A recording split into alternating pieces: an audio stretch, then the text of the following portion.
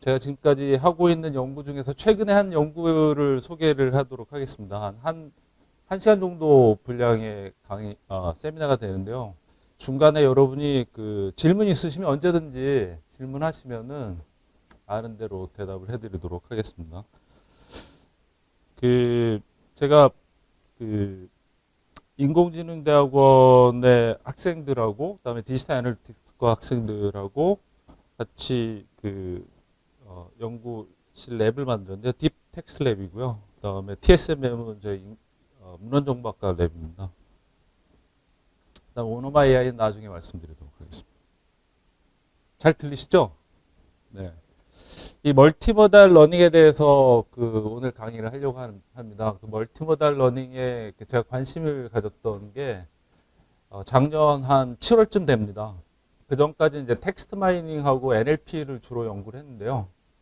텍스트 마이닝하고 NLP만 계속 하다가 보니까 뭔가 좀 더 새로운 챌린지가 필요하고 어떤 연구를 하면 좋을까 이렇게 생각하다가 인간에 대해서 조금 생각을 해보니까 문과에 속해 있으니까 좀 심오해야 되지 않겠습니까? 그래서 좀 생각을 좀 해봤는데 깊이 생각은 못했어요. 생각을 해봤는데 인간은 멀티모달로 이루어지지 않았을까? 상호작용조차도 싱글 모달이 저는 텍스트만 했는데 그 텍스트뿐만이 아니라 다양한 어떤 모달리티가 서로 혼합되고 인터액션이 일어나는 그런 어떤 인간의 두뇌의 구조도 그렇고 인간과 인간 간의 상호작용도 그렇지 않을까라는 생각이 들었습니다. 그래서 멀티모달리티에 관심이 생겨서 그 멀티모달 러닝을 연구를 시작하게 되었습니다. 싱글 모달리티는 예를 들어서 텍스트 아니면 이미지, 비디오, 오디오 이런 게 다 이제 하나의 모달리티가 되겠죠. 그러니까 멀티 모달리티는 이거를 혼합해서 컴바인 해가지고 사용하는 그런 다양한 연구를 멀티모달 러닝이라고 합니다. 네, 아까도 말씀드린 대로 이제 인간에 대해서 한번 생각을 해보면 인간은 수조의 어떤 뉴런으로 이루어진 두뇌를 가지고 있죠. 그리고 인간 대 인간의 상호작용도 역시 소셜 네트워크라는 그런 소셜 네트워크로 이루어진 그런 상호작용으로 이루어진다고 생각합니다. 그러면 인간의 어떤 바이올로지컬 네트워크나 인간 대 인간의 상호작용으로 이루어진 소셜 네트워크나 어떻게 보면 프린시플은 유사한 부분이 있지 않을까라는 생각이 듭니다. 그러니까 어떤 바이올로지컬한 네트워크에서 우리가 학습하고 아니면 거기서 나온 제시된 연구나 이론들이 소셜 네트워크 분석에도 사용될 수 있다. 그리고 반대로 소셜 네트워크의 연구에서도 나타난 아니면 제한된 그런 연구들이 인간의 어떤 두뇌의 어떤 작용을 이해하는데도 적용될 수 있다 이렇게 생각합니다. 그래서 멀티 레이어로 구성되어 있지 않을까 이런 생각이 듭니다. 우리 인간을 그 거시적인 관점에서 보면 그리고 아까 말씀드린 대로 멀티모달리티가 또 특징이라고 생각합니다. 그럼 왜 이전에는 멀티모달리티를 그렇게 연구를 많이 못했을까라는 생각이 들면 마치 트랜스포머로 대변되는 그런 어떤 거대 그 파운데이션 모델이 나오기 이전과 이후로 구분될 수 있을 것 같아요. 멀티모달리티도 역시 트랜스포머가 나오고 난 다음에 그런 다양한 그런 연구들이 이루어졌기 때문에 그 멀티모달리티는 이미 이전부터 존재해 왔고 우리가 늘 일상생활에서 있었지만 그게 실제적으로 연구에서 발현되는 거는 최근이다라고 생각합니다. 2018년도 이후부터라고 생각이 됩니다. 텍스트, 이미지, 비디오, 테이블, 피규어, 뮤직 노트 다양한 게 이제 멀티 모달의 하나의 모달리티가 되는데요. 그럼 여러분이 논문을 쓰는데도 마찬가지입니다. 그 논문을 쓰면은 서지 정보가 있죠. 저자가 있고 타이틀이 있고 앱스트랙이 있고 그다음에 섹션이 있습니다. 어떻게 보면 텍스트지만 그것도 하나의 모달리티를 우리가 더 구분해서 생각할 수가 있습니다. 아니면 서플리멘트. 그리고 텍스트 안에는 피규어가 있고 그다음에 테이블이 있고 그런 다양한 그런 다른 모달리티가 손재해 있으면서 어떤 자신이 표현하고자 하는 어떤 내용들을 그런 전문이나 풀텍스트에서 담아낸다고 생각이 되는데요. 그래서 멀티모달리티는 서로 인디펜던트한 게 아니라 서로 디펜던트하고 상호작용적이다 이렇게 생각이 됩니다. 그리고 우리가 가지고 있는 텍스트나 우리가 쓰고 있는 텍스트나 아니면 음악이나 이런 게 다 멀티 디멘셔널하죠. 하이 디멘션이기 때문에 뭐 진 시퀀스도 마찬가지고 이런 게 바로 우리 인간이 생각하고 인간이 작용하고 같이 어떤 그런 의견을 나누고 하는 다양한 상호작용에서 나타나는 세 가지 큰 특징이라고 생각합니다. 그러면 이제 NLP에서는 랭귀지를 연구하고 그다음에 그 비전 쪽에서 이제 비전을 연구하겠죠. 그러면 이런 어떤 혼합된 멀티모달 러닝은 비전 랭귀지 태스크라고도 합니다. 비전 랭귀지 태스크는 크게 세 가지의 태스크로 구분될 수 있습니다. 물론 저는 이제 NLP를 하기 때문에 비전은 잘 모릅니다. 이건 이제 서베이 해가지고 저도 알게 된 건데요. 세 가지로 크게 태스크를 나눌 수 있는데 첫 번째는 제너레이션 태스크입니다. 오늘 제가 여러분과 같이 나눌 내용은 제너레이션 태스크하고 관련되어 있습니다. 이미지 텍스트, 텍스트 이미지는 다 제너레이션, 새로 생성하는 거죠. 그런 제너레이션 태스크가 하나고 두 번째는 클래시피케이션입니다. 세 번째는 리트리버에 관한 겁니다. 그럼 이런 내용들을 같이 한번 보면 먼저 이제 제너레이션 태스크는 크게 네 가지로 나눠 볼 수가 있습니다. 이 네 가지는 첫 번째는 이제 NLP에서 얘기하는 QA가 있죠. Question Answering 중에서 비주얼이 붙은 어떤 그 시각적인 그런 컨텍스트가 붙어서 그런 지문을 주면은 시각적인 지문을 주면은 이걸 답하는 게 이제 비주얼 퀘스천 앤서링입니다. 그다음에 비주얼 캡셔닝은 이미지 캡셔닝하고 같은 거죠. 그러니까 이미지 캡셔닝을 하는 것은 이제 이미지를 주고 이게 무엇인지에 대한 디스크립션을 자동으로 다는 게 이제 이미지 캡셔닝 또는 비주얼 캡셔닝입니다. 그러니까 요즘은 텍스트 이미지 제너레이션하고 이미지 투 텍스트 제너레이션이 쌍방향이기 때문에 다른 방향이기 때문에 같이 하는 연구가 많습니다. 트랜스포머나 이런 걸 만들어서 다양한 태스크를 하는데요. 멀티 태스크를 하는데 그 중에 이제 뭐 비주얼 캡셔닝이나 아니면 비주얼 제너레이션을 같이 하는 경우도 많습니다. 비주얼 커먼 센스 리즈닝 같은 거 VCR 같은 경우는 이제 그 비주얼 퀘스천 앤서링하고 유사한데 한 가지 다른 점은 그 대답뿐만이 아니라 왜 그런 대답이 적당한지 그 근거까지 제시하는 그런 한 단계 더 나간 그런 연구 영역이라고 보면 되겠습니다. 그다음에 비주얼 제너레이션은 텍스트를 주면은 그런 이미지를 자동으로 생성하는 그런 연구가 되겠죠. 예, 뭐 제가 다는 설명 안 드리지만 여기 뭐 각각의 분야에 대해서 전문가들도 계시고 그다음에 그걸 이제 논문으로 연구하는 분들도 계실 거라고 생각합니다. 그래서 뭐 깊이 있게 다루지는 않을 거고요. 그냥 비주얼 퀘스천 앤서링은 이런 거다라고 이제 소개만 해드립니다.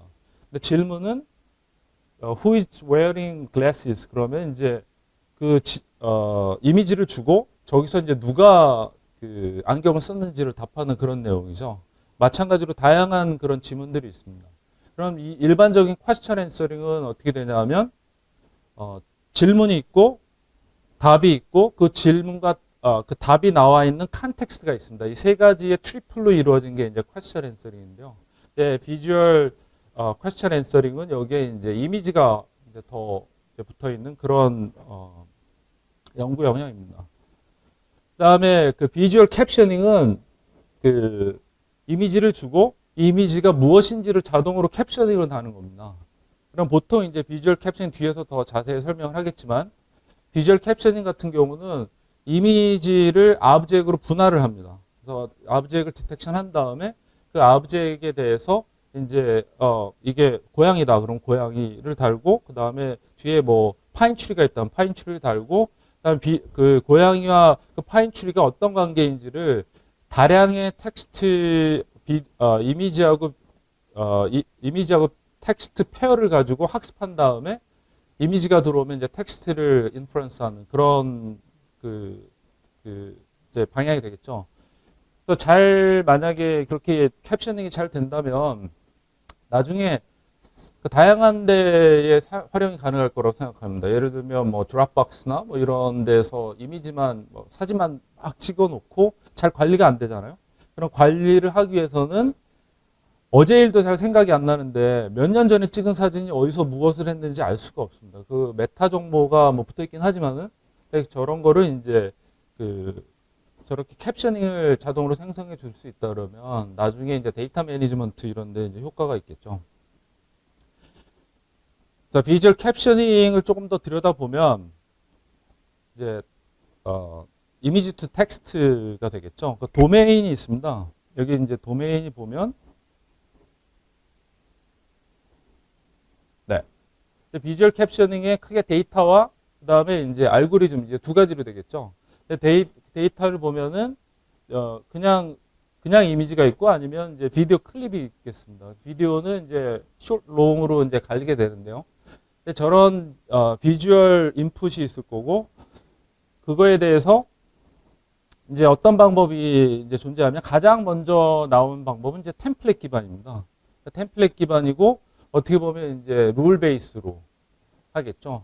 그러니까 룰과 템플릿을 혼합한 기반의 어떤 캡셔닝 알고리즘이 제일 먼저 나왔고 그 다음에 이제 리트리버를 기반한 리트리버리라는 거는 퀘스천 앤서링도 마찬가지인데 퀘스천 앤서링을 학습 데이터를 달아놓고 이제 뭐 쿼드나 아니면 콜 쿼드나 이런 이제 그 퀘스천 앤서링 데이터셋이 있잖아요. 근데 그런 데서 학습을 해가지고 할 수도 있지만은 뭐 위키피디아나 아니면 구글이나 네이버에 붙여가지고 질문이 들어오면 그 질문에 맞는 그런 답을 검색을 해서 찾아가지고 거기서 이제 답을 찾아주는 그런 방법이 이제 리트리벌 방법인데 그런 방법을 써서 이제 캡셔닝을 할 수가 있겠죠. 그 다음에 이제 가장 파퓰러한 거는 이제 역시 그 딥러닝 방법입니다. 딥러닝 방법 중에서 제일 먼저 소개된 거는 CNN과 이제 LSTM입니다. 이 방법으로 해서 오브젝트 디텍션 한 다음에 이제 하는 그런 방법이 이제 가장 딥러닝이 소개된 다음에 나온 내용이고 그 다음에 이제 그 이후에 나온 게 어텐션의 개념들이 나왔으니까 소프트 어텐션이나 뭐 리전 어텐션이나 세멘틱 어텐션이 나왔고 그 다음에 이제 트랜스포머를 기반한 그런 캡셔닝 알고리즘들이 이제 나오게 되었습니다. 나중에 여기서 뒤에는 잘 설명 안 되는데요. 그 클립이라는 게 있죠. 클립 같은 경우는 클립을 써가지고 이미지하고 텍스트하고 4억 개의 이미지 텍스트 그 페어를 가지고 그 컨트라스티브하게 그 이제 학습한 그런 대조적으로 학습한 건데 그런 어떤 클립 클립 알고리즘을 통해서 얻을 수 있는 게 다양한 게 있는데 그 중에 가장 그 적용이 잘 되는 것 중에 하나가 캡셔닝입니다. 그러니까 클립을 해가지고 이미지의 어떤 부분과 텍스트의 어떤 토큰이 서로 긴밀하게 유사도가 크다라는 게 이제 그 디텍션이 되면은 그 다음에는 자연스럽게 캡셔닝이 붙을 수가 있죠.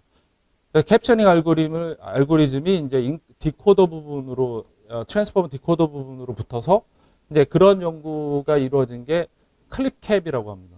클립캡을 써가지고 이제 그 캡셔닝 하는 연구가 있고 그 다음에 이제 나온 게 부스트래핑을 써서 하는 블립이라는 그런 연구가 있습니다. BLIP라는 그런 이제 방법론들이 있는데 이게 다 어떻게 보면은 그 트랜스포머를 기반으로 한 그 방법론들인데요. 그 이미지 캡셔닝의 그 테크닉들이 나중에 여러분이 구글링 하면 이제 다 알 수 있는 그런 내용입니다. 또 하나는 이제 비주얼 커먼 센스 리즈닝인데요. 이거는 질문을 했지만 그 질문에 대해서 왜 그런 질문을 일단 답이 A번인지에 대한 거를 이제 그 설명할 수 있는 문맥까지 설명할 수 있는 그런 겁니다. person 4가 이제 그 음식을 나르는 분이고 person 1이 이제 손을 들고 있는 거죠. 그러니까 이제 음식을 나눠주려고 이제 팬케이크군요. 맛있게 생기진 않았는데 하여튼 그 팬케이크를 나눠주려고 하는 그런 근데 이게 이제 VCR이 되는 거고 이제 그 근데 여러분이 굉장히 심각합니다. 뭐 제 그 세미나가 그렇게 심각한 내용이 아니거든요.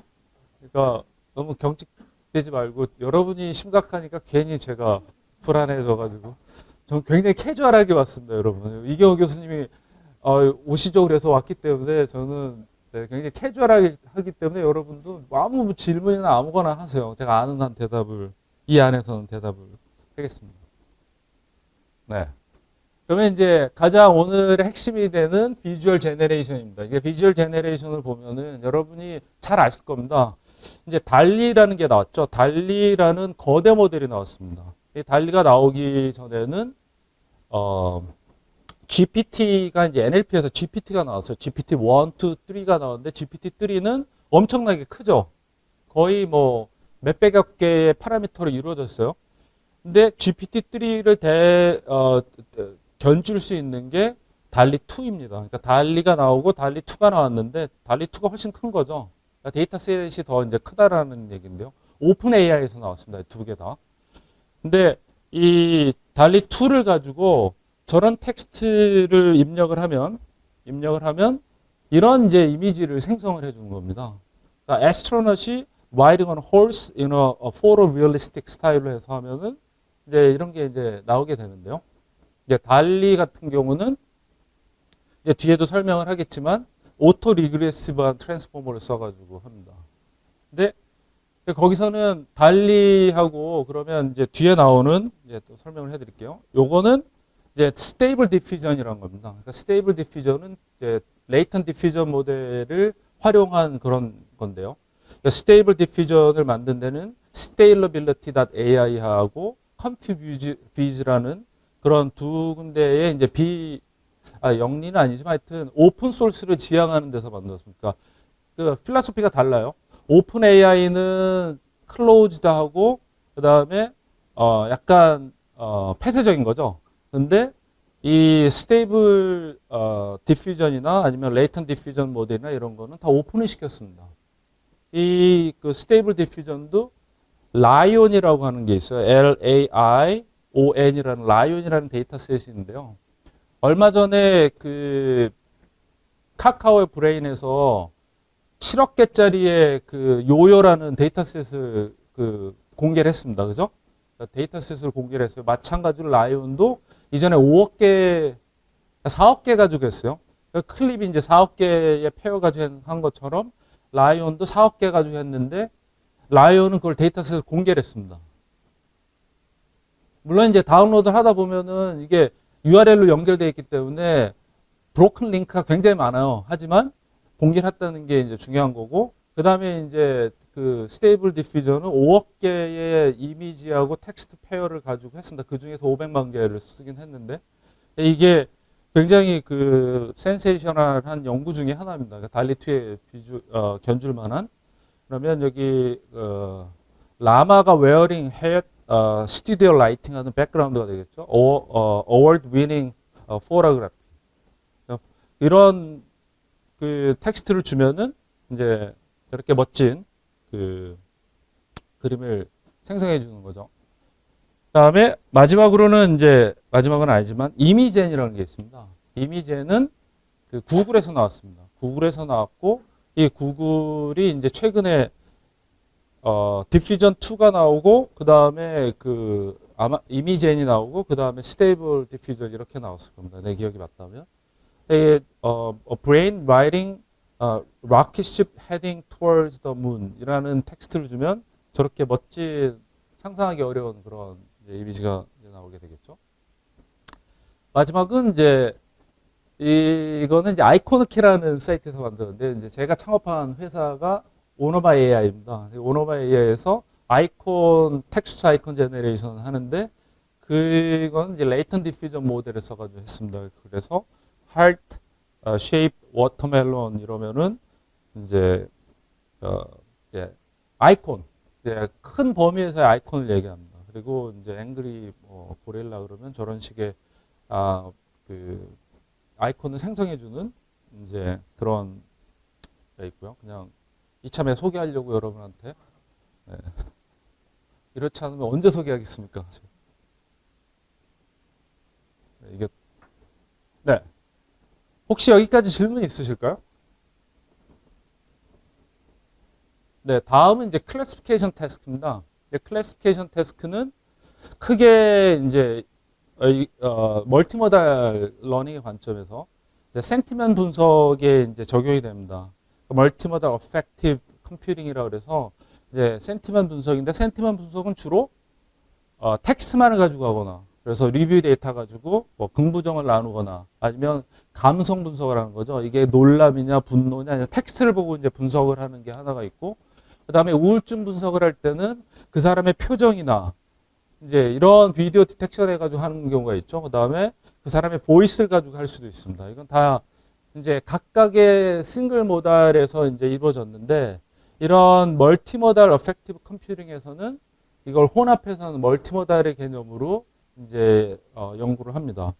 그다음에 클래시피케이션 중에 하나는 Natural Language for Visual Reasoning인데 이 어떤 그 이미지가 있으면 이 이미지에 대한 디스크립션이 맞냐 틀리냐에 대한 그런 내용인데요. 아까 소개해드린 클립이 이런 그 NLVR을 타겟으로 해가지고 그 클립 그 알고리즘이 나왔었습니다. 그러면 이제 잘 보이진 않지만은 멀티모달인 거죠. 뭐 다양한 소스가 있습니다. 비디오는 유튜브에서 나올 수 있고 텍스트, 뭐 이미지, 뮤직, 다양한 그런 이모지 이런 다양한 이제 멀티모달리티가 존재하는데 이런 것들이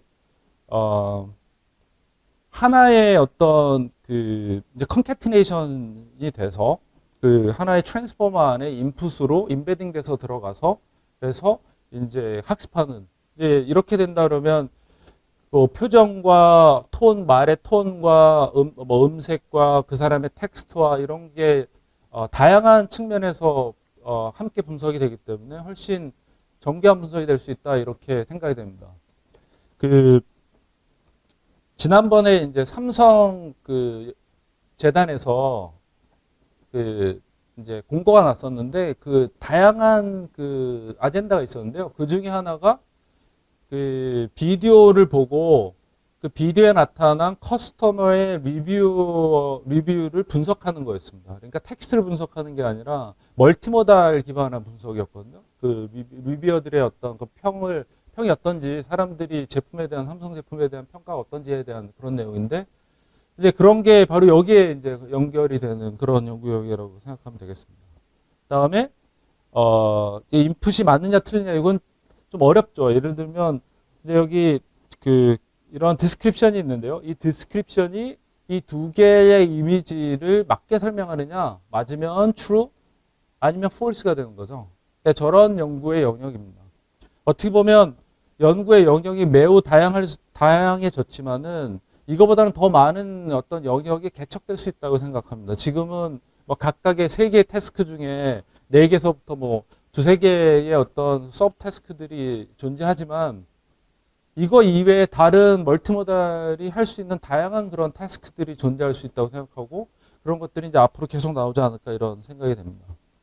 리트리버는 뭐 그 이미지를 이제 리트리브 하는 거죠. 텍스트 디스크립션을 가지고. 그러면 예전에 이제 일레스틱 설치라는 게 요즘도 있는데요. 그런 정보 검색 시스템이 있습니다. 그러니까 최근에는 이런 일레스틱 설치나 이런 것도 다 이제 비주얼 리트리버를 가능한 그런 모델이 붙습니다. 그러니까 비주얼 리트리버를 가능하기 위해서는 가장 중요한 거는 뭐든지 인베딩 시켜야 되는 겁니다. 그러니까 not 인베딩이에요. 그러니까 뭐 인풋이 들어오면 무조건 인베딩을 시켜요. 그러니까 이미지가 됐던 텍스트가 됐던 그러면 이제 그게 이제 검색의 알고리즘은 이제 다양한 알고리즘이 있지만 그 대부분의 approximate 된 string 그 similarity 같은 걸 씁니다. 그런 연구가 있고 그다음에 비전 랭귀지 내비게이션 좀 더 어려운 거죠. 디스크립션을 주면은 비디오의 어떤 그런 움직임, 비디오에서 나타나는 그 움직임을 이제 인스트럭션, 텍스트 디스크립션 가지고 그런 거를 이제 비디오를 만들어내는 그런 영역입니다. 그다음에 멀티모달 머신 트랜슬레이션은 그냥 뉴럴 머신 트랜슬레이션인데 거기에 이제 그 이미지가 있으면은 이게 영어로는 뭐고 캡션이 뭐고 일어로는 뭐고 독일어는 뭐고 이런 거가 되겠죠. 아까 설명드린 대로 비주얼 리트리버 같은 경우는 아까 일레스틱 설치를 말씀드렸는데 저는 여러분한테 지나라는 걸 소개해드리고 싶습니다. 지나는 이제 그 실리콘을 기반한 그러니까 중국 그 유학생이 만든 그런 스타트업 회사인데요. 나중에 여러분 지나.ai를 뭐 거기에서 커미션 받은 거 아무것도 없고요.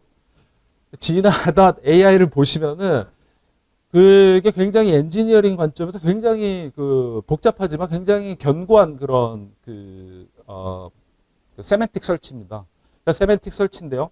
그러니까 다양한 그런 걸 할 수 있는데 여기 보면 이제 클립을 가지고 이미지하고 캡션이 들어오면 그 이미지는 클립에 이미지 인코더를 쓰고 그 다음에 텍스트 캡션은 이제 클립에 텍스트 인코더를 써가지고 인베딩 시킵니다. 인베딩 시켜가지고 얘를 이제 그 따로 그 인덱스를 할 수도 있고 컴바인해서 인덱싱을 할 수도 있는데 그렇게 인덱싱해서 두면 그러면 이제 이미지가 들어오든 텍스트가 들어오던 얘네들을 다시 인베딩 시켜가지고 이 시밀러리티 인덱스된 인베딩과 쿼리 인베딩화된 쿼리를 이제 시밀러리티를 구해가지고 매칭 결과를 리턴해주는 이렇게 됩니다.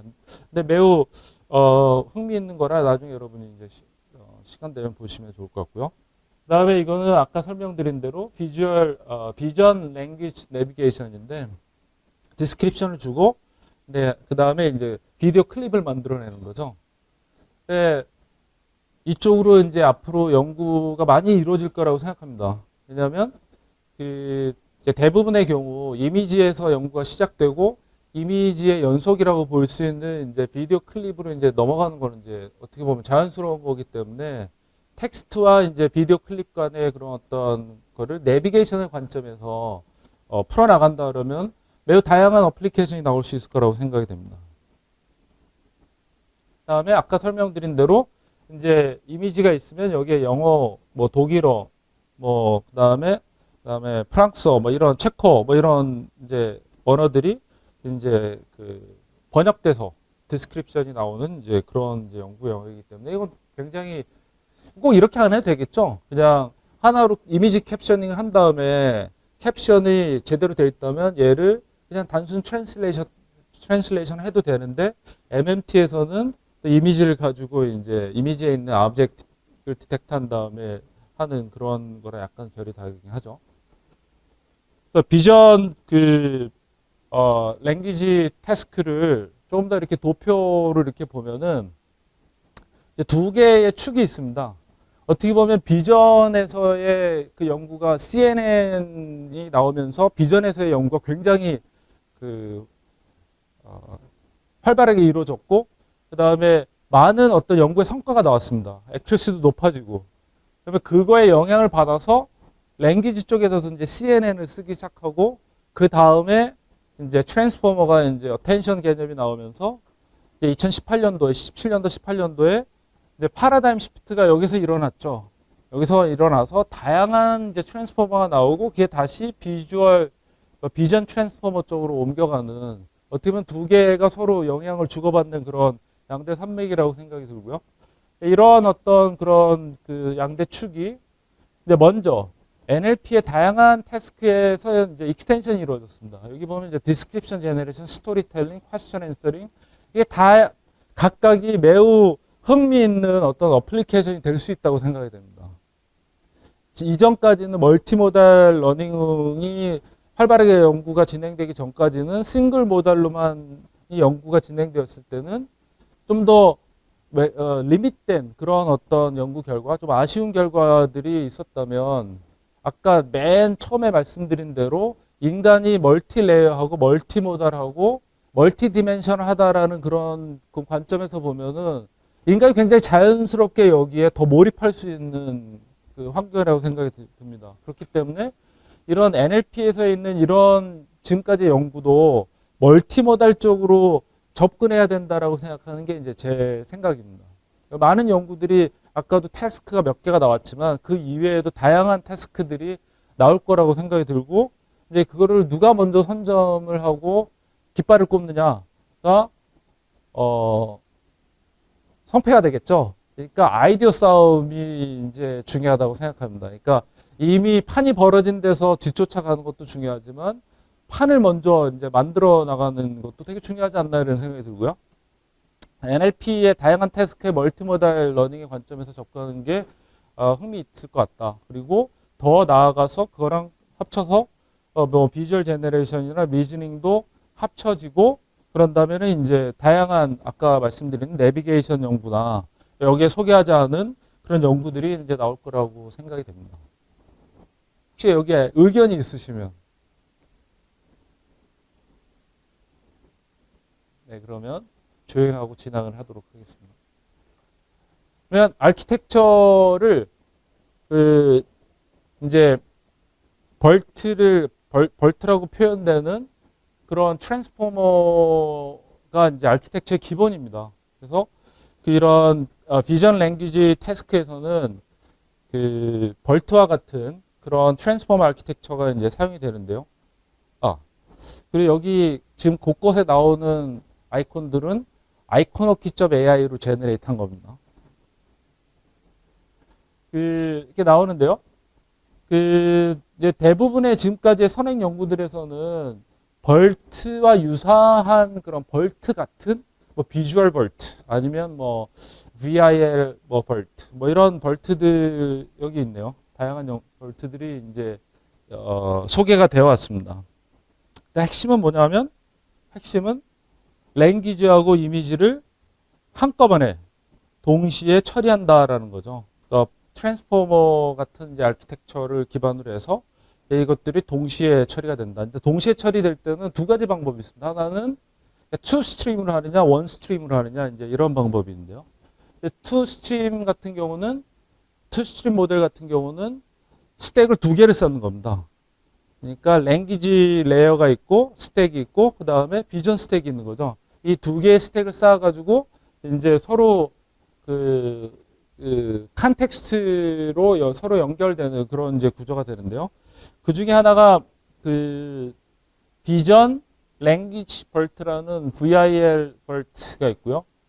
LX 멀트라는 게 있는데요. 이제 제일 파퓰러한 거는 이제 요겁니다. 요거는 페이스북에서 나왔는데 VIL 벌트는 페이스북에서 나왔는데요. 이제 역시나 이것도 이미지하고 텍스트 페어를 가지고 이제 학습을 한다는 거고요. 여기서 이제 그 텍스트 사이드는 기본적인 그 트랜스포머의 그 인풋 레이어, 인풋 그 임베딩을 가져갑니다. 그러니까 텍스트 보통 벌트에서는 그 토크나이제이션 한 다음에 토큰 임베딩이 나옵니다. 그죠? 그러니까 텍스트가 들어오면 얘를 토크나이제이션 BP 같은 바이트 페어 인코더 같은 걸 써서 인코딩 방법을 써서 토크나이제이션 한 다음에 그 다음에 이제 토큰 임베딩이 올라가고요. 그 다음에 그 단어가 어떤 포지션이냐, 그 위치가 어떻게 되냐를 보는 포지셔널 이제 임베딩이 같이 붙습니다. 두 개가 따로. 물론 이제 거기에 이제 세그멘테이션 임베딩 뭐 이런 것도 있겠지만 하여튼 여기서는 이게 두 개가 중요한 거죠. 토큰 임베딩하고 포지셔널 임베딩이 있고 그리고 그 위에 이제 셀프 어텐션 그 레이어가 붙어가지고 이제 이게 텍스트를 이제 처리하게 되는 이제 그런 레이어입니다. 굉장히 일반적인 이제 트랜스포머의 모델이 되는 거죠.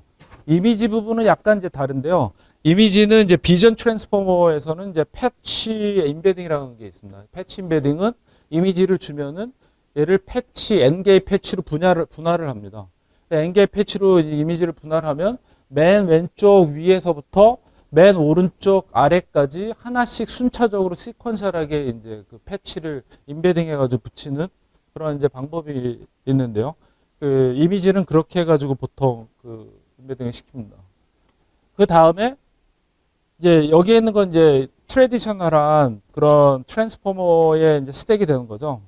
그러면 세 개가 있죠. 쿼리하고 키하고 밸류가 있는데 요 세 개가 싱글 트랜스포머에서는 한꺼번에 이제 요 레이어가 여러 개가 쌓이는 거죠. 12개가 됐든 24개가 됐든 이렇게 쌓이게 되는데 이제 그 한 루프가 돌 때 이제 이런 식의 그 구조를 가져가지 않습니까? 이게 시퀀스를 가져가는데 코어 텐션에서는 이렇게 됩니다. 비주얼하고 그다음에 텍스트하고를 나눈 다음에 코어 텐션은 어떻게 이루어지냐면 한쪽에서는 쿼리라는 걸 가지고 기존의 텍스트, 기존의 인풋이 올라가고 그다음에 키하고 밸류는 다른 사이드, 그러니까 다른 사이드에 만약에 텍스트면은 이미지고 이미지면 텍스트가 되겠죠. 다른 사이드에 그 컨텍스트 정보가 이제 같이 올라갑니다. 그래서 그런 구조로 지금 올라가는 구조가 되고 이게 이제 코어 텐션 그 모듈이라고 그 VIL 볼트에서는 얘기를 하죠. 굉장히 드라이하죠. 어쩔 수 없이 쭉 진행을 하겠습니다. 그래서 이미지 같은 경우는 여기 보면은 그 이게 블루인가? 그린. 그린이 이제 이미지가 들어가는 거고요. 그 다음에 퍼플이 이제 텍스트가 들어가는 건데 여기 사각으로 해서 이렇게 대각으로 해가지고 이렇게 갈린 거는 두 개가 같이 들어가는 겁니다. 그리고 이 점선에 있는 거는 요게 요 레이어는 계속해서 반복해가지고 진행된다는 그런 뜻입니다. 반복해서 진행이 되고, 그래서 텍스트가 이렇게 인베딩 돼가지고 들어오면 트랜스포머 레이어를 텍스트는 거친 다음에, 그 다음에 이제 이미지 쪽에서도 가고 텍스트 쪽에서도 들어가고요. 그 다음에 이미지는 마찬가지로 이미지 쪽에 들어갔다가 마찬가지로 텍스트 쪽으로 들어가서 이제 트랜스포머를 거쳐가지고 결과값이 나오는 이제 저런 식으로 이제 진행이 됩니다.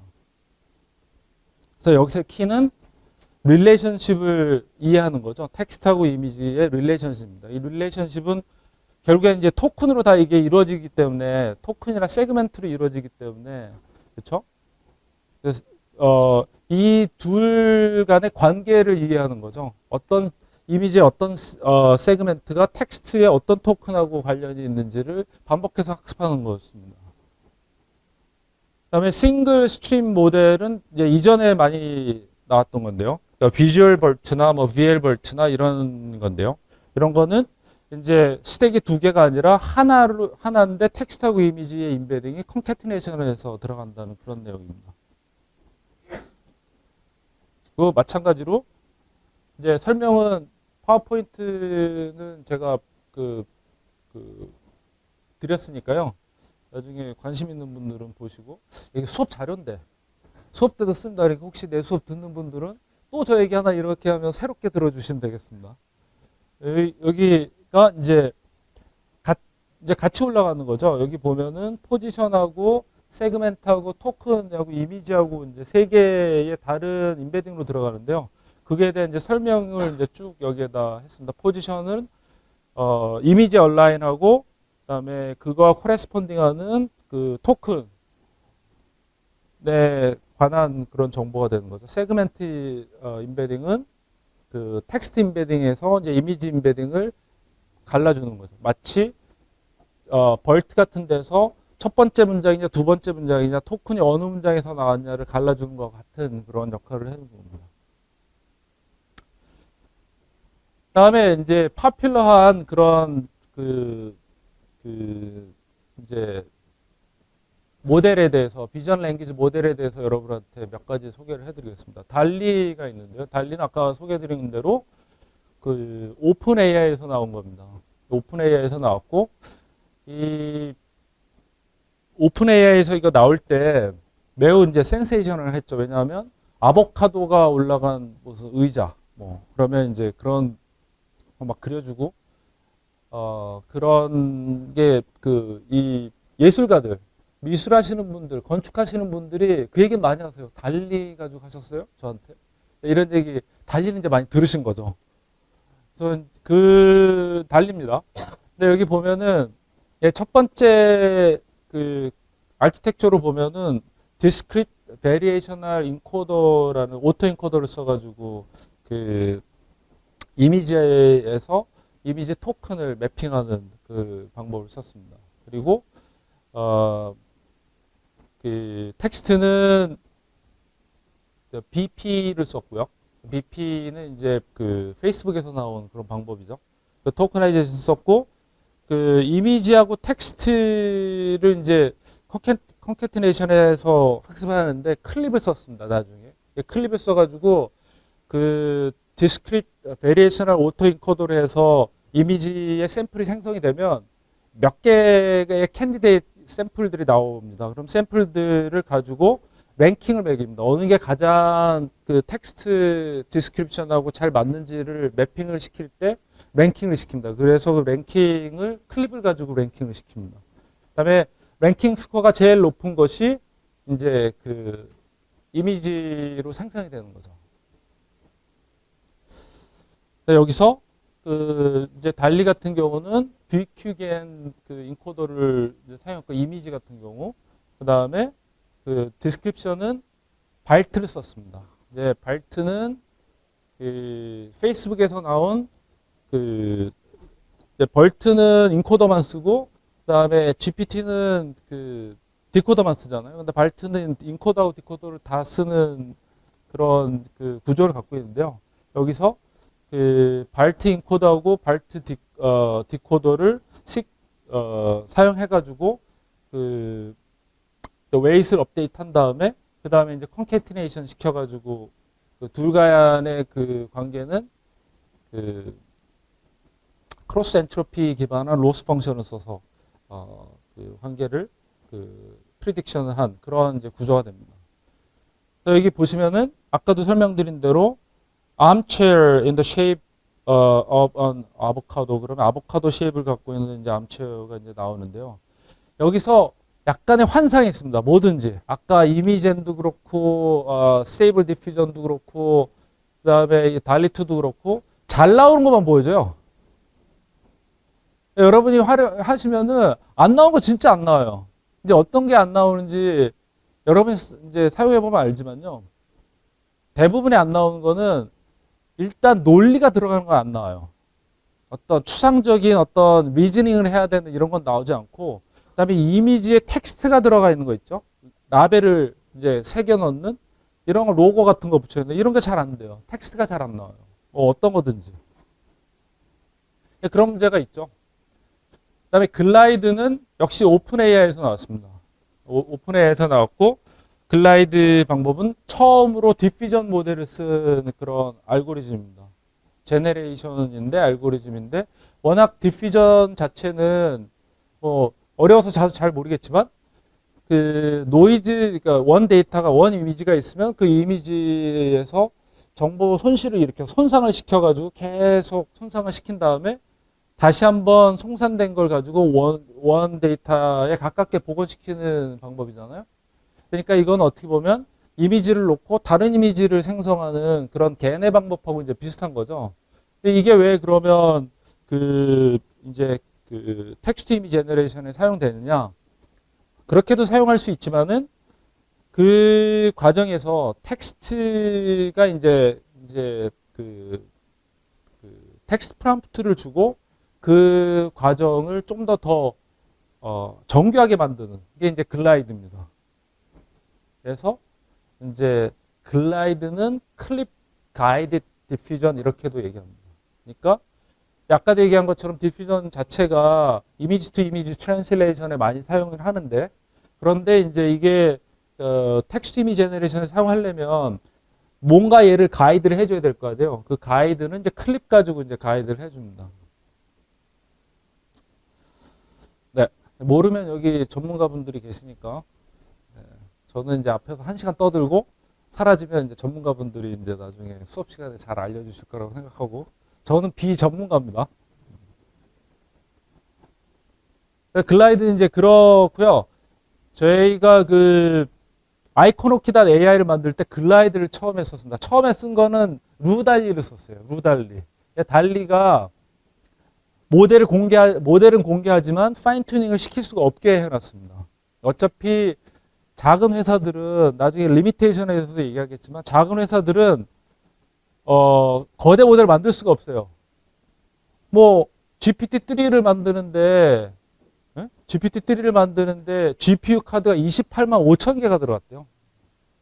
그다음에 CPU가 10,000장이 들어갔답니다. 누가 그걸 하겠습니까? 아마 그 카카오도 그런 그 이제 인프라는 안 돼 있을 것 같은데 이제 달리가 모델을 파인 튜닝을 못하게 그러니까 그런 걸 제공하지 않았어요. 그러니까 우리 같이 이제 영세한 조그만 스타트업은 거대 모델을 만들 수 없으니까 파인 튜닝을 해야 되잖아요. 특정한 데이터를 수집해가지고 마치 아이콘 같은 데이터를 수집해가지고 이제 파인 튜닝을 하게 되는데 달리를 쓸 수 없으니까 루달리를 썼어요.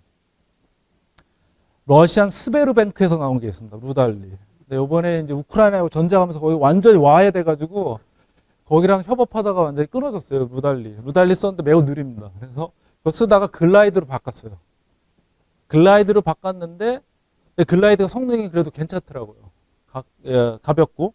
그래서 이제 글라이드를 이제 접할 기회가 있었는데 글라이드도 역시 문제가 오픈되어 있고 어떤 그 이제 뭐 이런 커머셜한 니드도 없고 그러니까 이제 파인 튜닝을 시킬 만한 그런 거대 모델을 제공하지 않습니다. 예를 들면 뭐 GPT 같은 경우는 엄청나게 많은 텍스트 데이터를 가지고 했을 거고 달리도 그렇잖아요. 막 4억 개 이상 뭐 클립도 그렇고 그런 데이터 가지고 했는데 이런 글라이드는 그렇게 큰 데이터 가지고 안 한다는 거죠. 그러니까 그게 이제 문제예요. 누군가 굉장히 선한 목적을 가진 누군가 밖에 있는 누군가가 거대 모델 이렇게 만들어주면 그럼 그 위에다 뭔가를 할 텐데 말이에요. 그게 이제 안 된 거예요. 글라이드가 잘 안 돼 있었어요. 근데 이제 글라이드 다음에 나온 게 그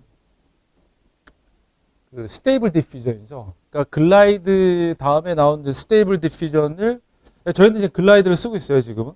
글라이드를 쓰고 있지만 글라이드하고 달리하고는 그 이제 필라소피가 다르죠. 달리는 이제 오토 리그레시브하게 가는 거고 그다음에 글라이드는 이제 레이턴 디퓨전으로 가는 겁니다. 그러면 이제 두 개가 이제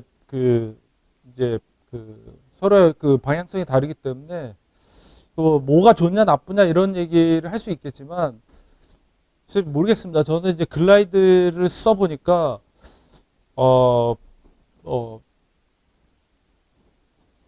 달리가 잘하는 게 있고 글라이드가 잘하는 게 있다 이렇게 생각이 들고요. 뭐 그 중에서 어느 하나가 월등히 잘한다 이런 거 얘기하기는 어렵지만 글라이드 충분히 오픈 소스로서의 역할을 감당한다 이렇게 생각이 듭니다. 한번 여러분이 사용이 가능하시면 한번 해보시고 하신 분도 있겠지만 그다음에 이미지는 이제 구글에서 나왔는데요. 이게 세 개의 디퓨전 모델을 이제 그 연속해서 씁니다. 그래서 가장 작은 이미지를 이제 그 슈퍼 레졸루션을 써가지고 1024 x 1024로 이제 키워나가는 이제 그런 방법이고 그걸 위해서는 유닛을 개량한 efficient unit하고 draw bench라는 걸 써가지고 이제 성능을 이제 더 향상을 했습니다. 근데 이미젠도 역시 마찬가지로 그 모델을 공개하지 않습니다. 그래서 파인 튜닝을 시킬 수가 없어요. 여러분이 이미젠 코드는 공개가 되어 있기 때문에 그건 쓸 수가 있지만 근데 이제 이미젠 코드는 보통은 이제 텐서플로우로 하겠죠. 구글에서 나왔으니까. 근데 이제 많은 경우 이제 파이톨치를 가지고 하니까 파이톨치에 익숙한 분들은 이제 폴팅을 해야 되지만 근데 그런 문제가 있어요. 이제 데이터가 없기 때문에 파인 튜닝을 시키기 전에 프리트레인 모델을 만들어야 되는 문제가 있습니다.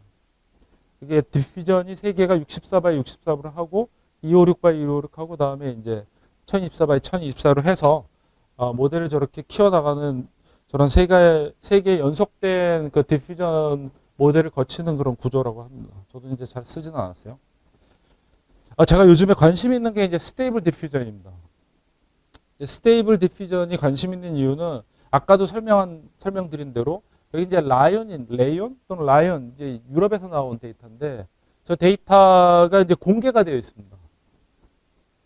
공개가 되어 있으니 여러분이 마음만 먹으면 저는 저 라이온 4억 개 데이터 중에서 아이콘이라고 여겨지는 거를 클립을 써가지고 130만 개를 이제 구별해서 가지고 왔고 그 다음에 이제 뭐 다양한 방법을 해서 아이콘을 이제 수집을 했는데요. 그 중에 하나가 이제 라이온 데이터였습니다. 스테이블 디퓨전은 5 빌리언 페어가 있는데요. 그 5 빌리언 중에서도 약 500만 개의 이미지를 가지고 이제 스테이블 디퓨전 모델을 만들었다고 그래요. 그 다음에 이제 뭐 이게 레이버 인텐시브하게 한 10,000명 정도의 그 클라우드 소싱을 써가지고 그 매일같이 이렇게 이미지를 제네레이트하는 그런 방법을 썼다고 합니다. 그래서 스테이블 디퓨전하고 뭐 다양한 이제 그 달리하고의 그런 그 차이가 있지만 이게 리터리처 리뷰를 이렇게 해보면요.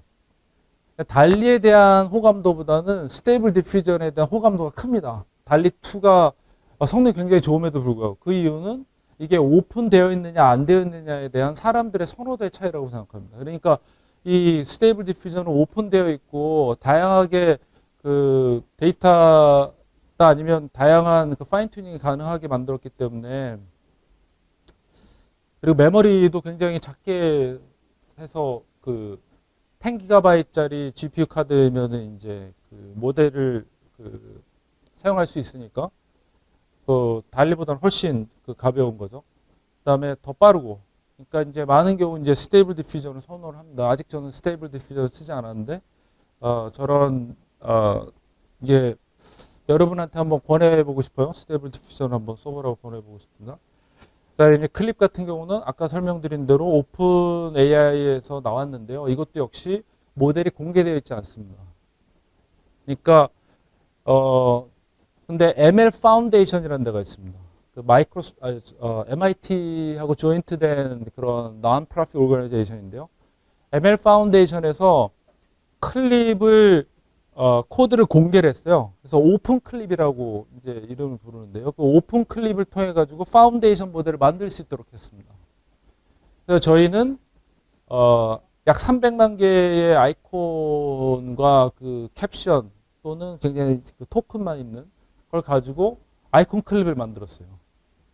물론 이제 성능은 4억 개를 가지고 하는 클립하고는 상대가 안 되지만 아이콘 자체가 굉장히 심플하잖아요. 오브젝트 이렇게 막 복잡하지가 않으니까. 그러니까 오히려 클립이 아이콘 같은 일러스트레이션이나 이런 벡터 아트나 이런 데 이제 잘 작동하지 않더라고요. 근데 그런 데 쓸 수 있는 그런 겁니다. 클립은 컨트라스티브한 러닝이다. 그러니까 텍스트하고 이미지하고 여기 보시면은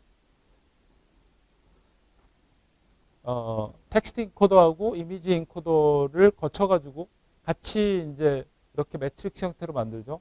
그 다음에 이제 그 레이블 텍스트를 가지고 데이터 클래시피케이션을 이제 만듭니다. 이제 저거기 때문에 컨트라스티브한 러닝이긴 하지만 슈퍼바이즈 러닝이라고 할 수 있죠.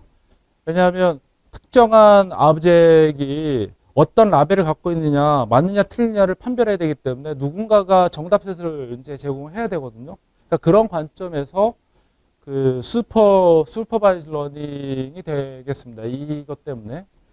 그러니까 이게 매우 재밌는 게요. 여러분이 클립을 쓰면,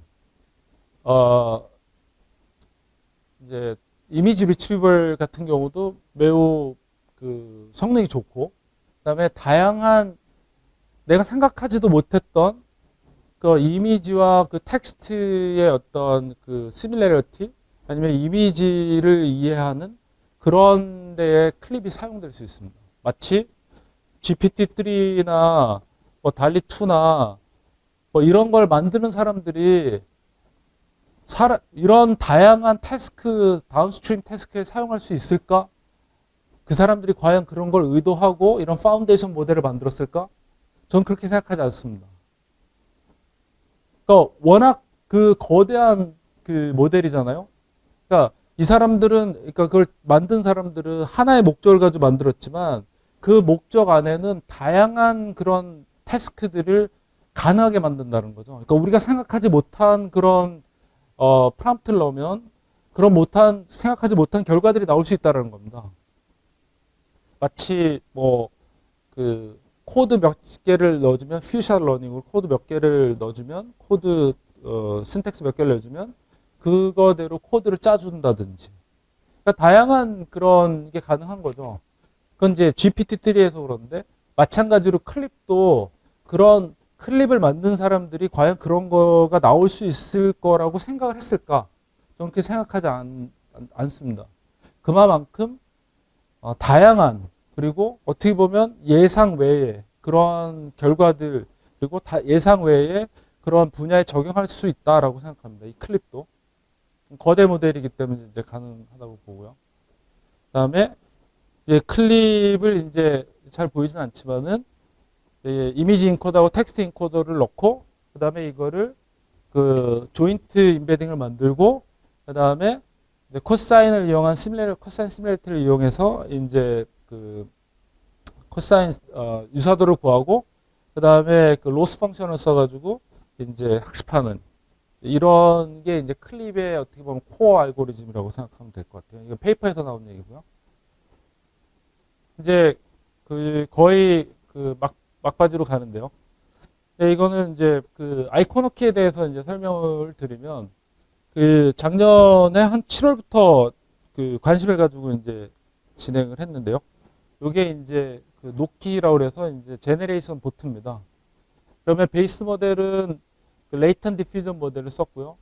그 라이온의 4억 개의 데이터셋을 가지고 학습한 걸 이제 아이콘 100만 개를 가지고 파인 튜닝을 했습니다. 이걸 100만 개 가지고 파인 튜닝 할 때 이 100만 개의 일부분은 다는 아니고요. 일부분은 태국에 있는 그 협력자들을 통해 가지고 그 어노테이션을 달았습니다. 그 태국에서 이제 어노테이션 해서 그 텍스트하고 아이콘 페어를 만든 다음에 그다음에 이제 제네레이션을 거칩니다. 그러면 뭐 sun on the sea 하면은 이런 이제 아이콘이 이제 생성되는 이제 그런 건데요. 그리고 또 하나는 이제 이런 아이콘을 여러분이 제네레이트 한 다음에 뷰큐겐 클립을 써가지고 그 이제 예술 작품화로 만드는 것도 이제 하나의 그 영역이 되는 거죠. 이게 이제 그 시간이 없으니까 이게 그 아이콘워키 홈페이지인데요. 이제 다 공개가 되어 있고요. 약간 로그인을 했었는데 또 로그인을 해야 되는지 모르겠습니다. 로그인 했구나. 그러면 이제 여러분이 이제 설치 같은 경우 진화를 써서 설치를 했습니다. 그러면 이전에 한 30만 개의 그 아이콘을 프리 제너레이트 했습니다. 왜냐하면 이 아이콘을 제너레이트 하는데 6개를 제너레이트 하는데 한 25초 정도 걸립니다. 25초 걸리고 너무 시간이 오래 걸리기 때문에 그런 시간을 단축하기 위해서 이제 제너레이트를 했고요. 그다음에 이제 로그인한 사람들은 이제 히스토리 페이지가 생성이 됩니다. 로그인 안 하면 이제 그때그때 이제 제너레이션이 되는데요. 여기 제가 했던 다양한 혼자술이란 걸 해봤어요. 왜 했는지는 모르겠어요. 우울했나 봅니다. 네? 얼마 전인데 이경호 교수님이 계셨으면 같이 마셨을 텐데. 혼자술인데 이게 잘 나오지 않죠. 어떤 게 이제 디테일한 게 이제 잘 나오지 않습니다. 이거 하나 누르시면 이제 뭐 알티파이라는 거 아까 얘기한 대로 VQGN 클립을 써가지고 이제 할 수 있고 다운로드, 그다음 쉐어도 가능하게 이렇게 했는데 뭐 그거를 지금 설명을 드리려는 게 아니고 그다음에 예를 들면 알티파일 하면은 이런 식으로 이제 알티파이가 됩니다. 생성된 아이콘이 있으면 그 아이콘을 가지고 팜추리가 이제 키워드였는데요. 그거 가지고 이제 이렇게 알티파일 하는 그런 것도 있고 추수감사절을 한번 해봤었어요. 이게 추수감사절의 이제 내용인데 뭐 먹는 건 나오긴 했지만 이제 부족한 것도 있죠. 데이터가 모자라서 그렇습니다. 네.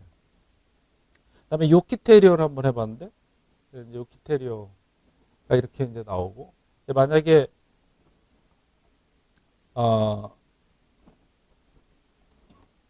이게 프롬프트 엔지니어링 같은 건데요. 픽스타 스타일 of rabbit 이렇게 하면 한 25초 정도 걸리는데 김치는 잘 못 알아보더라고요. 이제 영어도 되고 이제 한글도 되고 뭐 다양한 이제 언어가 될 수 있도록 했는데 그 김치는 이상했습니다. 그다음에 뭐 디렉션 사인 이거는 제가 파워포인트 만들냐고 여기 파워포인트 쓰려고 했는데 이제 잘 안 나오고 그러더라고요. 이거는 지금 만든 거죠. 픽사 스타일의 래빗입니다. 그러면 대충 비슷하게 이제 픽사 스타일의 래빗이 이제 나오는데 데이터가 부족하기 때문에 형태가 이제 그렇습니다. 예를 들면 제가 원했던 거는 왼쪽 귀가 접힌 픽사 스타일의 래빗 뭐 이런 거였고 아니면 이제 더 나아가서는 일기를 쓰면 그 일기의 특정 부분을 이제 아이콘화 시켜주거나 파워포인트에 쓰여지는 어떤 특정 부분을 아이콘화 시켜주는 이런 데 이제 관심이 있었는데 그걸 할 수 있을까 모르겠습니다. 네. 왜 여기까지 왔지? 이제 여기는 이제 그렇고요. 좋습니다. 그럼 웹법을 하겠습니다. 여러분이 질문을 하실 테니까 이거 뭐야? 웹법은 이건 순전히 제 개인적인 소견입니다. 아직도 갈 길이 멀지 않나 이런 생각이 듭니다. 물론 이런 것도 나와? 두뇌가 막 로켓에 올라가가지고 달나라를 가? 이미지에는 그런 거 만들잖아요. 근데 하여튼 그런 거만 잘 나오는 겁니다. 모든 게 잘 나오는 게 아니죠. 그러니까 어떻게 보면 모델이 디퓨전 모델로 옮겨가고 아니면 오토 리그레시브하게 옮겨가고 하지만 제 생각엔 알고리즘의 문제가 아니라 이건 데이터의 문제입니다. 그러면 왜 데이터에서 이런 여러 가지 문제가 생기느냐? 데이터를 그 이미지 투 텍스트 제너레이션 할 때 이미지를 어디서 수집하냐면 웹에서 수집하거든요. 웹에서 수집을 하고 그 수집될 때 그 이미지에 붙어 있는 알트 텍스트를 가지고 캡션을 페어를 만듭니다. 두 개가 이렇게 되기 때문에 알트 텍스트가 과연 그 이미지를 정확하게 디스크라이빙 하고 있느냐? 아닐 확률이 높죠. 하지만 그게 워낙 많은 양의 데이터를 가지고 하기 때문에 확률이 줄어드는 것 뿐이지 디테일한 데로 가게 되면 이제 어려워지는 거죠. 이게 결국에는 데이터의 문제가 이제 크다라고 생각합니다. 그러니까 대동소이하고 하지만 이게 돈이 되는 영역이면 빅테크 기업에서 이제 막 달려들겠죠. 지금과 같이. 그러면 이제 더 성능이 좋아지긴 할 거라고 생각이 드는데요. 아직까지 갈 길이 좀 남았다 이렇게 생각이 됩니다.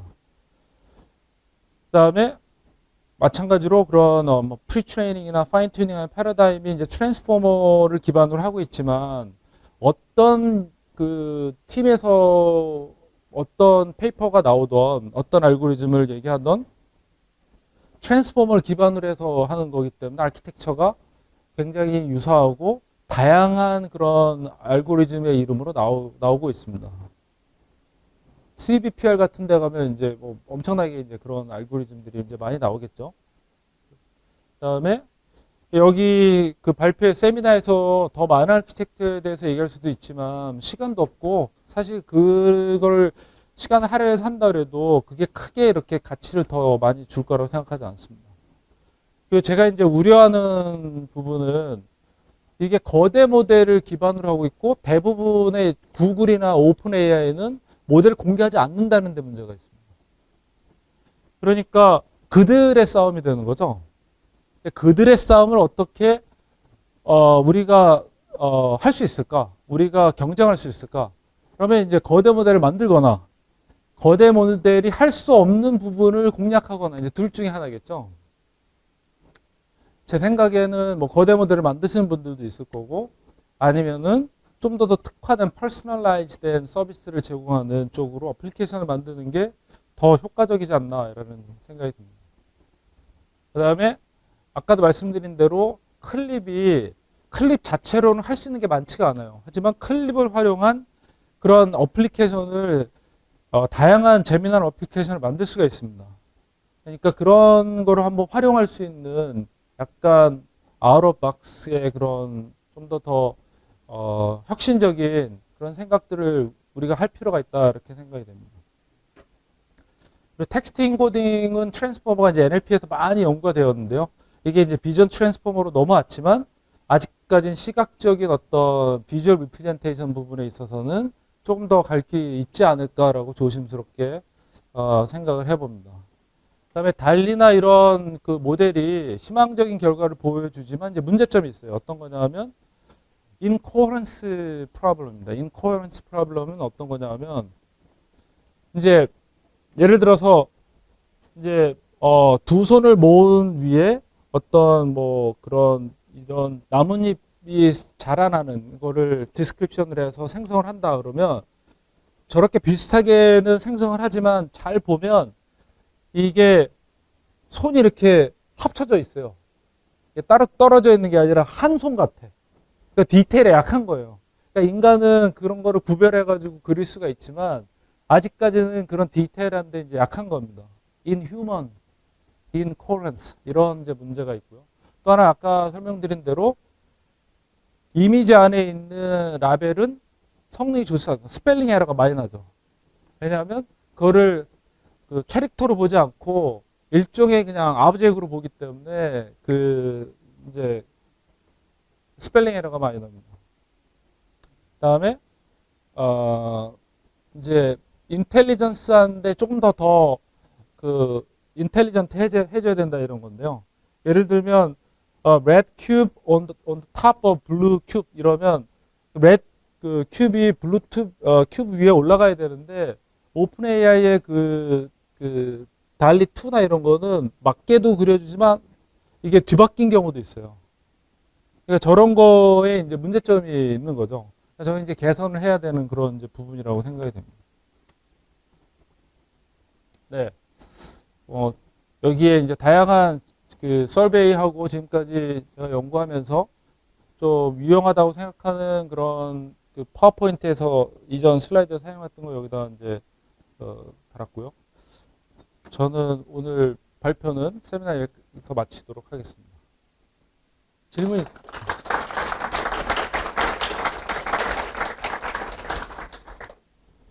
있으시면 네, 질문하겠습니다. 네. 네. 아, 저작권요? 저작권, 이제 저희가 저작권 그 변호사하고도 컨설팅을 받았는데 이게 굉장히 그레이 에어리어라고 하는데 저희는 저작권 프리입니다. 뭐 무조건 생성한 사람이 그 저작권을 가질 수가 있는 거예요, 자기가. 그러면 이제 학습을 할 때 이제 웹에서 가져왔으니까 물론 이제 프라이빗하거나 이런 거는 가져오지 않았지만 그런 문제는 어떻게 되느냐? 이제 이게 약간 이제 저작권의 이제 우리 입장에서는 그게 이제 제일 중요한데 그게 약간 회색지대랍니다. 그래가지고 아직까지 이렇게 결정하지 않았다 그러는데 사용자 입장에서는 생성한 건 본인이 사용할 수. 다 끝났는데 이제 주시면 어떡해? 아, 처음부터 다시 할까요? 아, 안 됩니다. 네, 잘 들리셨어요? 네. 그러니까 생성하면 본인이 가질 수 있고 워낙 거기에 이제 NFT 붙여가지고 이렇게 하려고 했는데 하여튼 그렇습니다. 본인이 NFT를 해가지고 갈 수도 있고 뭐 원하시는 대로.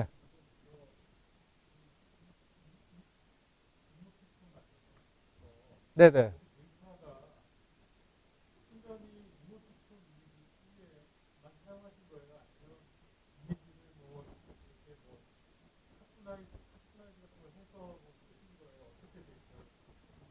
아닙니다. 저희가 따로 이렇게 변형한 거 없고요.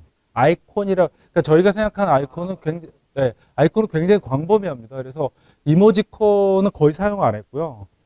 예를 들면 카드 뉴스에 들어가는 일러스트레이션 아니면 이런 아이콘들, 심플한 어떤 벡터 형태의 아이콘들 이런 것들을 이제 주로 이제 사용을 했습니다.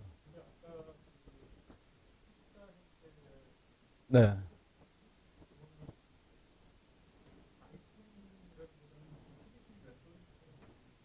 네. 그러니까 아무래도 저희가 약간 그 체계적이지 않은 스타트업이다 보니까 일단 있는 데이터 한번 다 넣어보자. 이거 픽사 스타일 잘 나오는데 그래서 저희가 픽사 스타일 이렇게 해가지고 캡션이 달아가지고 그냥 넣었거든요. 그러니까 제가 여기서 픽사 스타일업 이렇게 쳤으니까 이렇게 되는 거죠. 그냥 래빗 하면 그냥 래빗 형식으로 이렇게 나옵니다. 네.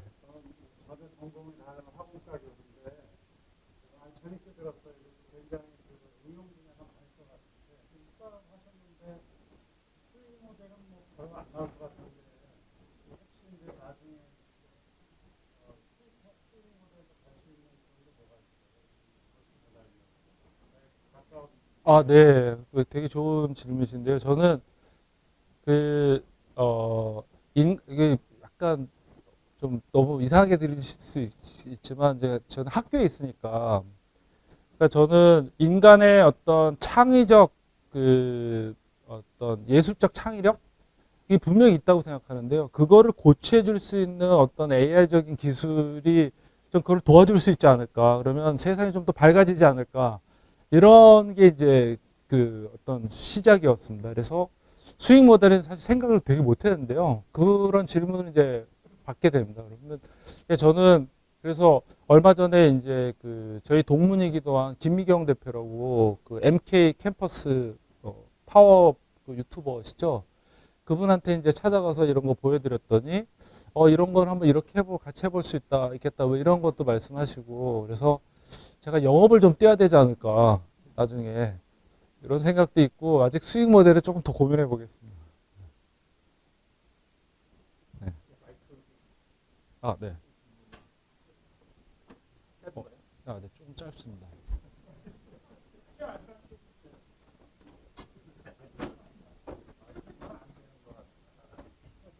오늘 뭐 강의 되게 흥미롭게 들었고요. 교수님은 그냥 그 AI 대학으로 오시면 되겠습니다. 연구하시는 분야가 워낙 테크니컬하고 네. 그러셔서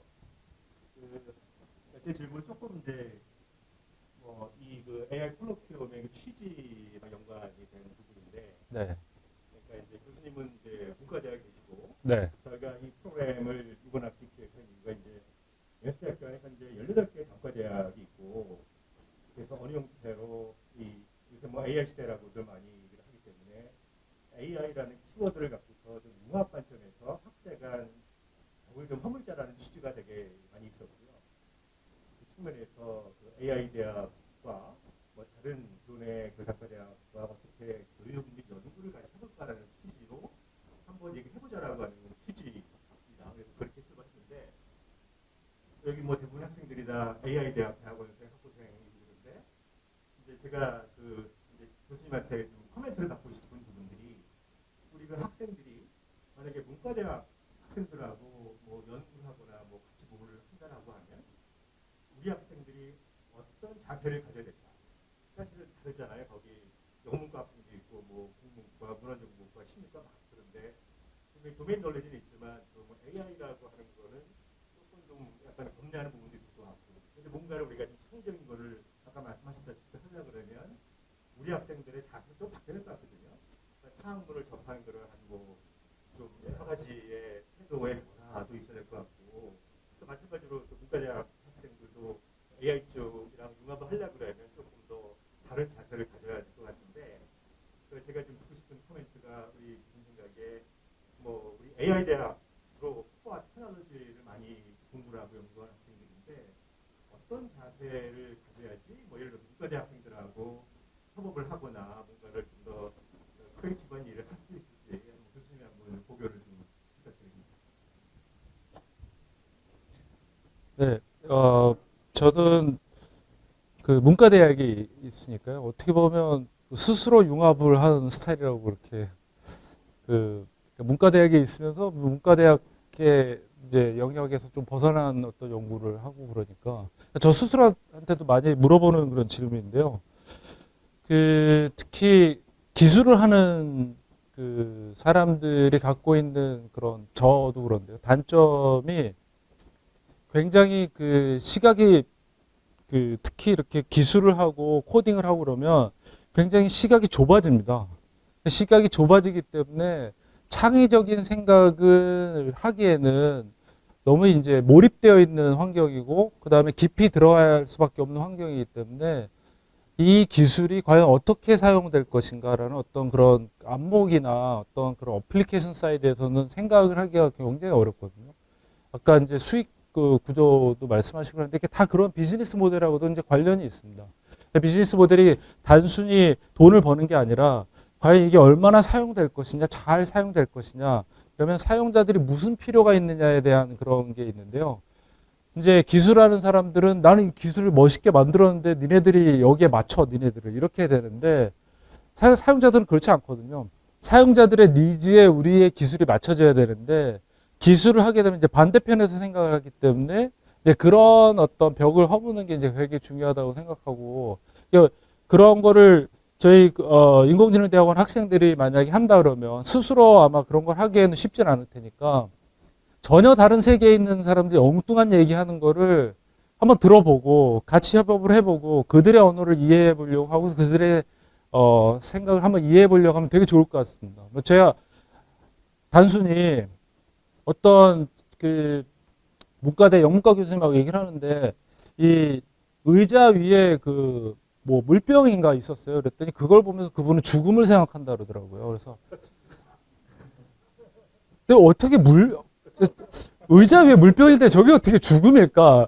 저는 이제 그러면서 그분이 굉장히 설명하는데 이제 그게 이제 이해가 되는 거예요. 이게 이제 인문학적인 소양인 거죠. 그런 어떤 그런 거 이해가 돼야지 그래야지 이제 어떤 뭔가도 나오고 그러니까 저는 되게 필요하다고 생각합니다.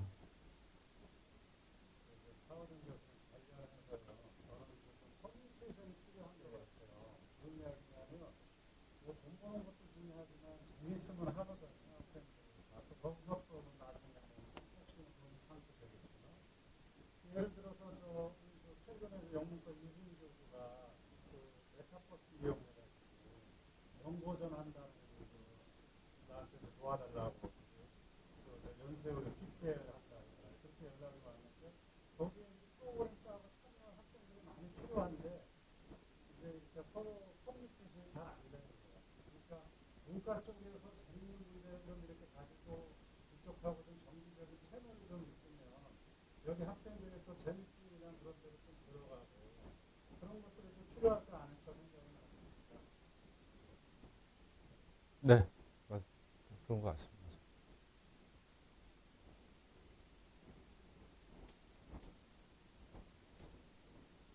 혹시 다른 또 질문 있으시면 네. 갑자기 기억이 계속 왔는데 답변 잘 들었습니다. 그 말씀하신 것 중에 그러니까 최근에 이제 이렇게 이 생산하는 쪽에서 재밌게 보고 있는 것 중 하나는 바이어스가 있다는 젠더 바이어스, 레이셔널 바이어스, 제너레이션 바이어스.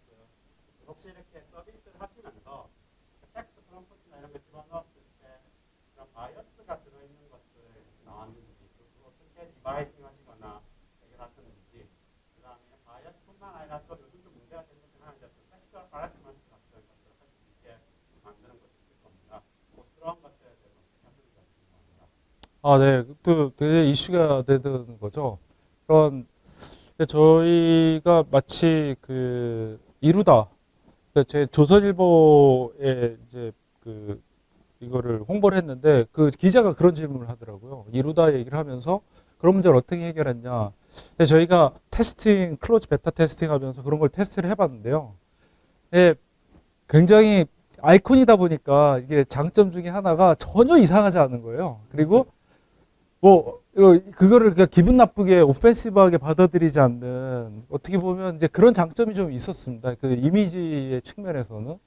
근데 이제 바이어스의 측면이나 이런 거는 어떤 뭐 젠더 문제나 이제 이런 거는 아까도 좀 전에도 말씀드린 것처럼 이 아이콘이 굉장히 단순하다 보니까 이 아이콘이 갖고 있는 어떤 그 추상화 이런 게 그런 부분을 이제 많이 희석하지 않나 이런 생각이 드는데요. 네, 뭐 저희가 이거를 완전히 포괄적으로 지금 한 건 아니기 때문에 그래서 그런 어떤 약간 센서티브한 단어들은 필터링을 하고 그렇게 해서 아예 생성이 되지 않도록 만든다거나 이런 이제 약간 소극적인 방법을 사용을 했습니다.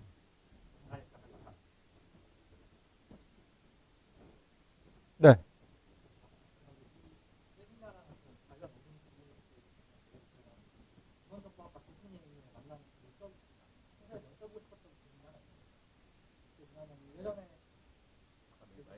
아, 네. 세미나랑 관련 없는 질문이 괜찮아요. 만나면 여쭤볼 수 있는 질문이 정도 있었는데 예전에 고전을 읽다 보면 당시 저자들은 생각만으로 자신들의 의사를 얘기하거나 말하는데 예를 프롬에서 풀이나 인쇄라는 책을 읽었는데 거기서 자본주의가 확산되면서 이제 탈부라는 단어가 많이 쓰이고 사람들의 생각 습관이 바뀌었다 이렇게 얘기를 했습니다. 그냥 읽으면서 든 생각이 당시의 저자들은 그냥 생각만을 이렇게 했는데 현대에는 빅데이터 분석이나 그런 걸 통해서 이 사람들의 주장대로 그런 식으로 사람들의 언어가 바뀌었는지 사람들의 생각이 바뀌었는지 규명해보는 그런 연구도 잘 몰라서 진행되고 있는 그런 네, 그 많이 진행하죠. 이게 그 지금 질문에 대한 답은 그런 어떤 사람들의 인식에 대한 뭐 그런 분석이잖아요. 그 빅데이터 분석에서 이제 많이 하는 그런 연구인데요. 그래서 저는 그 아까 처음에도 슬라이드에도 얘기했지만 이걸 이제 컬처오믹스라고 그럽니다. 그러니까 오믹스가 이제 빅데이터인데 컬처럴하게 어떤 같은 컬처를 갖고 있는 데에서는 거기서 이야기하는 어떤 대화나 주제나 이런 거는 그 시대를 반영한다고 생각을 하거든요. 물론 이제 바이어스도 있을 수 있고 하지만 이제 그런 거를 생각하지 않는다면 그런 시대를 반영하고 있다고 생각하기 때문에 당연히 그런 연구는 이제 텍스트 분석에서는 매우 중요한 그 연구 영역 중에 하나고요. 오히려 더 중요하다고 생각하는 거는 개념의 변화입니다. 그게 예를 들어서 게이라는 단어가 100년 전에는 어떻게 쓰였는데 어떤 개념이었는데 지금은 이게 어떤 개념인지 사람들이 이걸 어떻게 생각하는지 개념의 변화에 대한 것도 굉장히 중요한 그런 재미난 연구라고 생각이 되는데요. 이제 이런 거는 뭐 텍스트 분석하는 꼭 문헌정보학과가 아니더라도 텍스트를 분석하는 데서 이제 관심 있게 갖는 그런 연구 영역이 아닐까 이렇게